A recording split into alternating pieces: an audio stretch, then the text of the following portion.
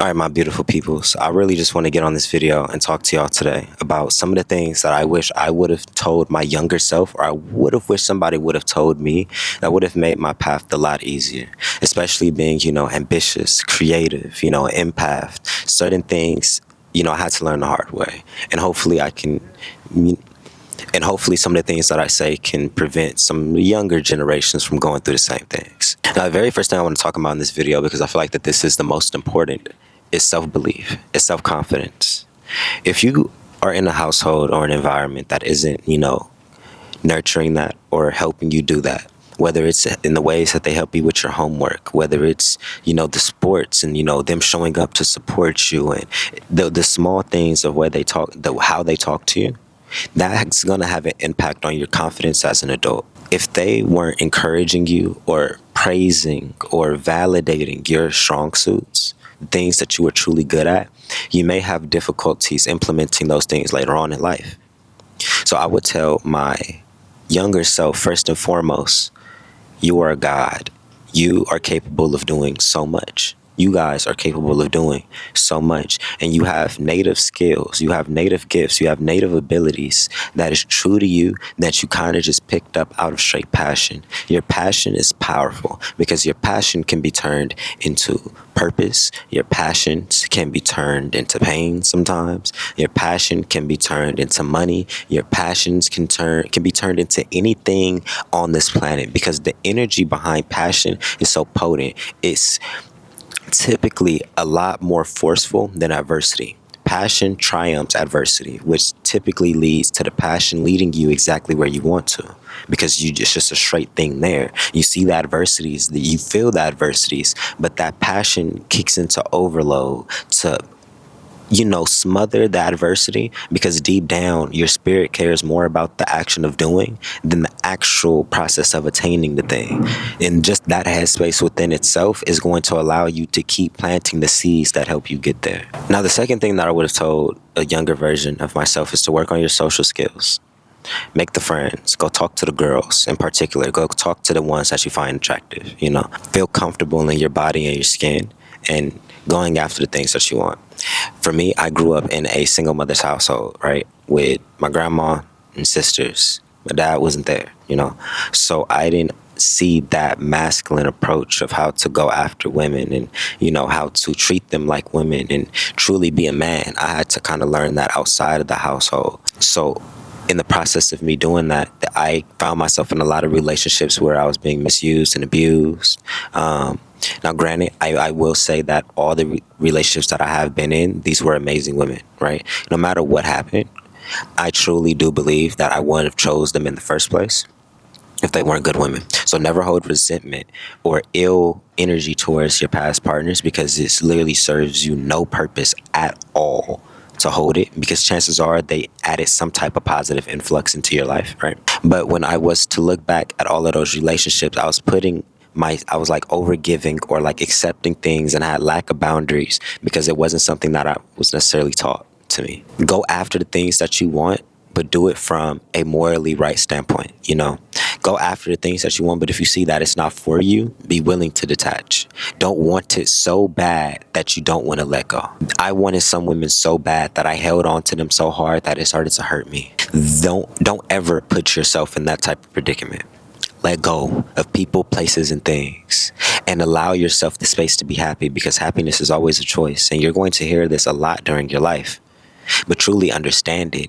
When we say happiness is a choice, that isn't saying, when you're mad, irritated, and all that type of stuff, you just choose to be happy all of a sudden, because that's going to be very difficult. Your emotions has evolved. The trauma codes our DNA in a certain aspect, so you can't just choose to do something different, But when I say happiness is a choice, it's meaning, are you protecting that happiness? Knowing, in order for you to be happy, in order for you to be at this elevated state, are you choosing to do the things that keep you there? Are you talking to people that is probably going to lower your energy? Because if not, you're not choosing happiness. If you were choosing happiness, you wouldn't have went there. You wouldn't have did that. You wouldn't have talked to those people. You wouldn't have dated that person. Something would have changed. But that always comes with a level of awareness. Now, I think that this principle kind of relates to everybody. But I think one of the main and last things, like really, really, really, that I would have told myself to invest in It was myself. Invest in myself. And I know that's hard. As a kid, you probably don't have money. You don't have all these type of things. You don't have all these resources. And maybe your parents weren't super duper affluent and just bought you everything that you asked for. You heard no a lot of times, right? Investing in yourself means doing the workouts, doing the push-ups, going to run and stuff like that. As an adolescent, it seems boring. It seems like you're wasting your time. It seems like you're literally punishing yourself. Like, oh my God, I'm about to go run. I'm about to go work. Like, no. That's an investment in yourself that later on in life, you will always see the benefits of why you were doing certain things. I remember working out with my cousins and stuff like that in the backyards, playing football, even though I was always quitting mid-season because it's just football. I don't think that was actually my thing. I kind of just liked more of the process of working out and being, training, in other words. And that's what I fell in love with. And then growing up, now I work out every day. Hence why I film majority of my content at my workout location. I have clients now that's within the football field, with football scene, etc. A lot of things in life scoped it around me investing in myself. Me picking up my craft, me editing, right? I was editing my Call of Duty videos as a kid. There's a lot of people who are editing content, doing things that you didn't really think that it was something until later on. That was an investment into myself. I remember asking for new computers for Christmas and trying to render out videos, and videos taking 2 to 3 days because the files were too big and I had a crappy little $600 laptop. It's not crappy, it's still hard earned money, but it was a $600, little Dell laptop that couldn't really handle no type of editing. But I was forcing After Effects, the cracked versions of all the plugins and stuff like that. That was an investment into self. Now we have businesses. Now we have clients. Now we can pay bills off of that skill set. It all goes hand in hand. If you instill the headspace of what do I want my life to look like in the future? What would I like to do? And believe in yourself, because when you start growing, people are going to try deterring you. You know what you want to do from the very beginning, but as you start growing and living life, people are going to tell you should start doing this, or this doesn't make money, or that's going to be hard, or this would be easier, or all this other type of things that's going to start making you go left path and haywire. But if you be like, hey, I want to be a singer, I want to be a content creator, I want to be a painter, right? Okay, go a little bit deeper. What does that person look like? What type of clothes do they wear? What type of body do they have? What type of ways do they think, right? Now, in the moment, it may seem like a lot, right? Because you're going to be like, oh, I'm comparing myself and, I'm like beating myself up to become something that I'm not. But I really want you to understand that time and compound interest is a real thing. The longer you do something over time, you eventually gradually become that person without even you really realizing you're becoming that person. Every day you're just trying to get one step better. Every day you're just doing one more thing. And that let alone is what builds you up to the person that you're trying to become without you necessarily realizing it. Like, I remember my mom taking me to real estate seminars, little 2-3 day workshops over the weekends. And I'm sitting in these classes and there's nothing but 50, 60-year-olds in there talking about, equity and land and all this other type of stuff, flipping properties, wholesaling, the whole nine. And I'm sitting there with my notes and my pen and paper, 16-year-old. No, I think I was probably like 15. I wasn't even supposed to be in the class because it was supposed to be for, I think, 16 or 18-year-olds and up. But my mom just finessed and finagled, and I was literally a baby sitting in that real estate class. And in the moment, I'm sitting there like, oh, this is dope. Like, I feel high power. Like, oh, I'm a kid learning real estate or whatever the fuck may be, right? But growing up later on, the principle still applied. Yes, I'm not flipping properties, but I for sure know how to sell a product. I know how. I understand marketing. I understand business. I understand the process of maybe I don't have to go to work to make some larger amounts of money. Those type of things were instilled early. That was a practice of investing in myself. But in other words, that was more like my mother investing into me, right? Because you're a kid. But that's just an example of what I'm talking about of an investment. Being intentional. This one's kind of touchy, but I would really tell myself to not take things so seriously. I grew up in a household where, like what I was saying, was up in the real estate classes and everything like that, but you can only see how that correlated to high expectations, right? So there was a lot of moments where I was very hard on myself. I was getting yelled at over small things. My standards and, the goals I was striving for was so high. And it wasn't, when I fell short, it wasn't necessarily always matched with love and compassion. It was, you can do better. And when you always have that pushed down on you, you can do better, you can do better, you can do better. Even when you're doing better, you don't think you're doing better. And that's going to eat you up. It stunts your growth and it stunts your progression when you have all the unnecessary stress and baggage of other people's opinions. You have to really remember that your parents were still growing. Your parents were still kids in a facet. So don't internalize everything. Like, of course, allow them to guide you, allow them to lead you, allow them to be your parent. But you can't internalize everything that they're doing and saying because, man, these people aren't perfect. Our parents aren't perfect. Our parents are growing and they need a level of grace and love and understanding too. Sometimes they need a teacher. Some things definitely need to be took with a grain of salt. Remember, your parents' love is always going to be unconditional. They love you. They're trying their best. They really are, right? But the best that doesn't mean that was the best. Do you get what I'm saying? They're trying their best. That doesn't mean that was the best way that we could have went about things. We could have viewed things. We could have talked about things, etc. So giving everybody, including yourself, the grace, which is going to be hard because as a kid, you're so receptive. You're so open to it. Like they tell you you're wrong. You're really going to start thinking you're wrong. They tell you you're being disgraceful or ungrateful and, disrespectful and all this other type of stuff. Your adolescent mind is going to start questioning yourself.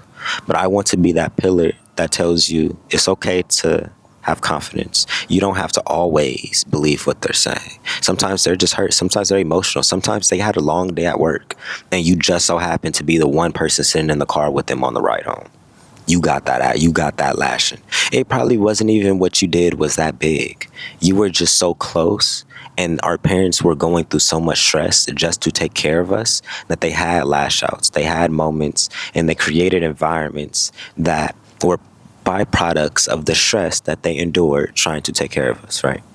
So, like I said before I even said all this part was like a really touchy subject because it comes to the family, and mommy and daddy issues and stuff like that, just like family dynamics, which a lot of kids may not understand just yet. A lot of you guys, if this does hit the younger audience, you guys may not quite understand that the things that they're doing is going to impact you later in life, not necessarily while you're still living under their roof and you're still thinking the ways that they're thinking.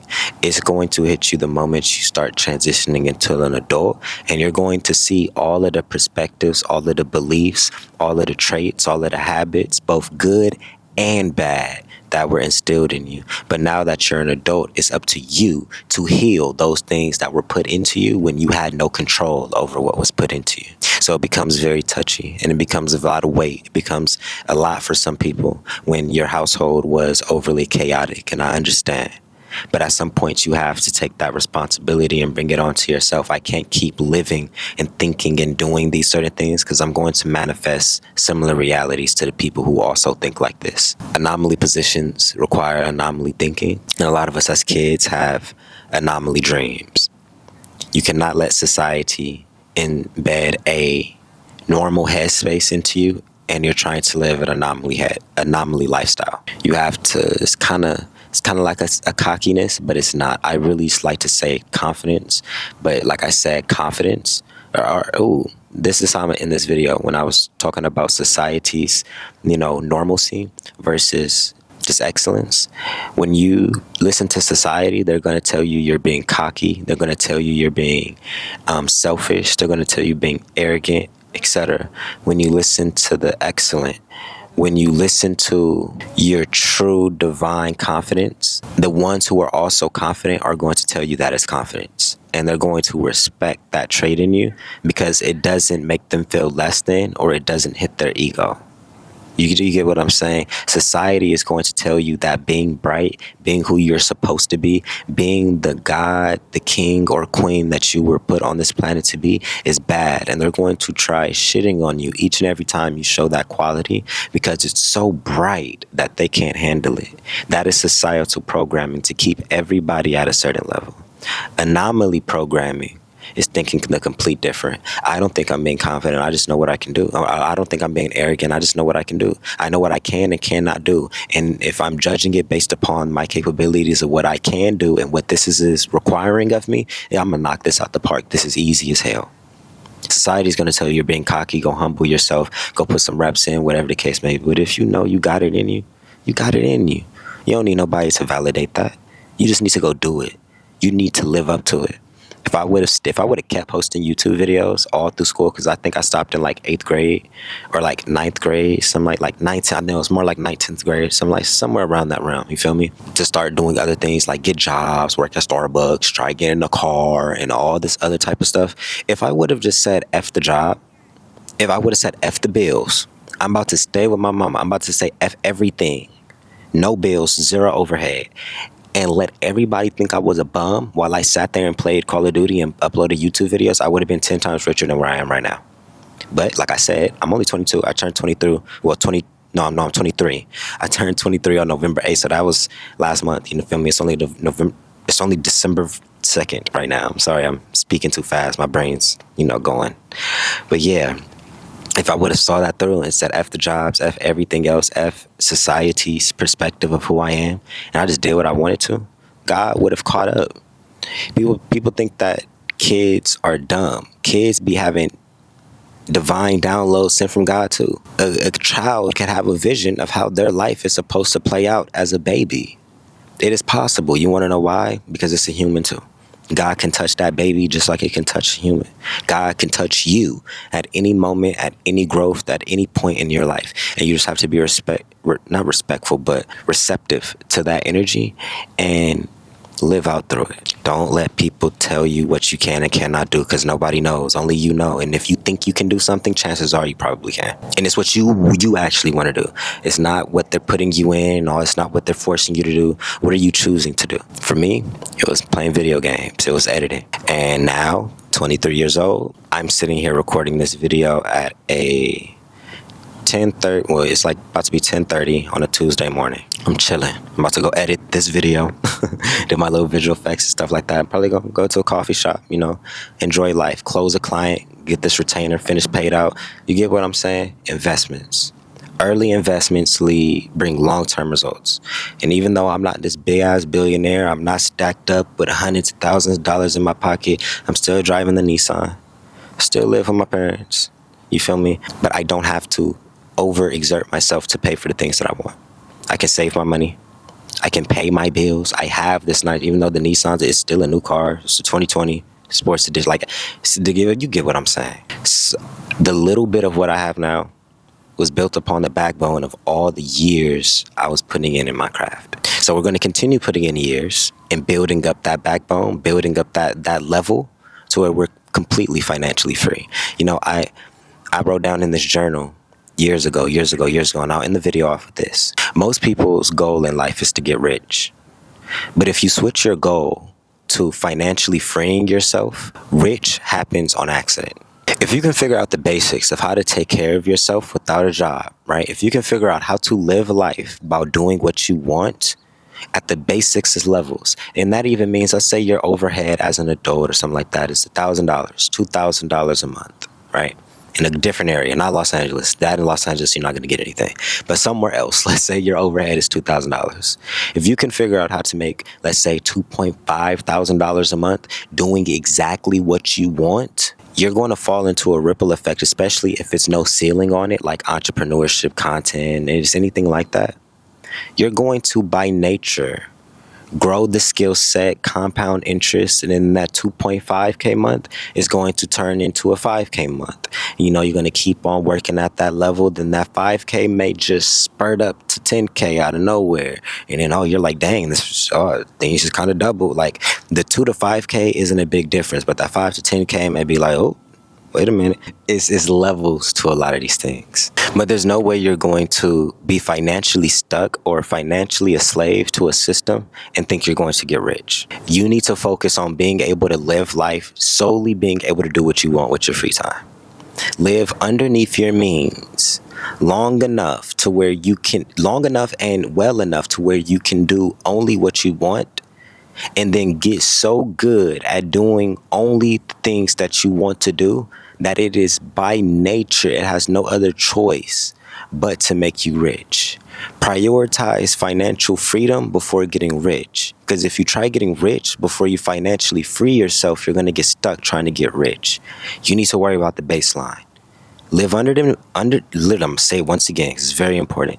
Live underneath your means for as long as you can, while making as much as you can. That's honestly for the rest of your life. That's the core root, the foundation of it. Stack, stack, stack, build what you can. And don't let the opinions and the thoughts of society deter you from what's actually meant for you. You cannot get rich while being a slave to a system that does not want you to get rich.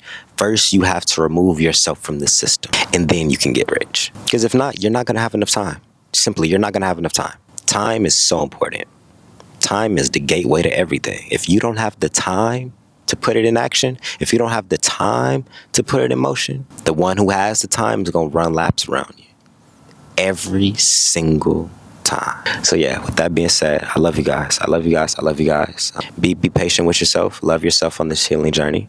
And if you guys like this video and you want more content like this, make sure to go down, like, subscribe, comment, and all that other type of good stuff. And check out the books if y'all want to. I love y'all. See you on the next video.